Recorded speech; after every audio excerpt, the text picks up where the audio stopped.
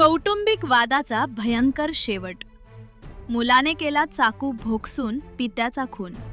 श्रीरामपूर तालुक्यातील दत्तनगर परिसरात एक अत्यंत काळजाचा थरकाप उडवणारी घटना समोर आली आहे.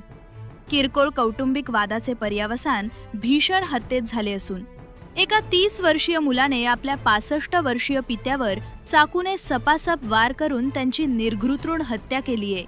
या घटनेमुळे संपूर्ण परिसरात खळबळ उडाली आहे. मिळालेल्या माहितीनुसार दत्तनगर भागात राहणारे मुसा हसन बागवान वय वर्ष 65 आणि त्यांचा मुलगा अशफक बागवान वय वर्ष 30 यांच्यात शुक्रवारी रात्री 11:30 वाजेच्या सुमारास जोरदार वाद झाला.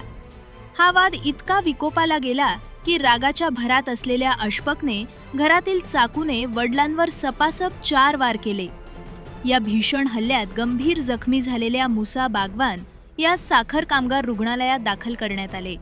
मात्र उपचारापूर्वीच मुसा यांचा मृत्यू झाल्यानं रुग्णालयानं या संदर्भात शहर पोलीस ठाण्यास माहिती दिली असता श्रीरामपूर शहर पोलीस स्टेशनचे पोलीस निरीक्षक नितीन देशमुख यांच्या मार्गदर्शनाखाली पथक तात्काळ घटनास्थळी दाखल झाले. पोलिसांनी घटनेचं गांभीर्य ओळखून फॉरेन्सिक टीमलाही पाचारण केले होते.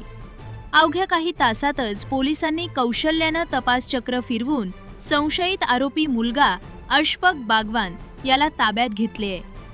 सदरची कारवाई पोलीस निरीक्षक नितीन देशमुख यांच्या मार्गदर्शनाखाली गुन्हे शोध पथकातील पोलीस उपनिरीक्षक Roshan Nikam, Sudhir Hapse, police head constable Kishor Awtade, police constable Sampat Bade, सागर बनसोडे, मच्छिद्र कातखडे, रवींद्र शिंदे, सचिन दुकळे आणि कैलास झिने यांच्या पथकानं महत्त्वाची भूमिका बजावली.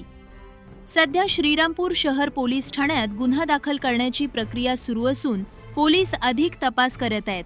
आज रोजी श्रीरामपूर शहर पोलीस स्टेशन येथे BNS कलम 103 प्रमाणे खुनाचा गुन्हा दाखल झालाय.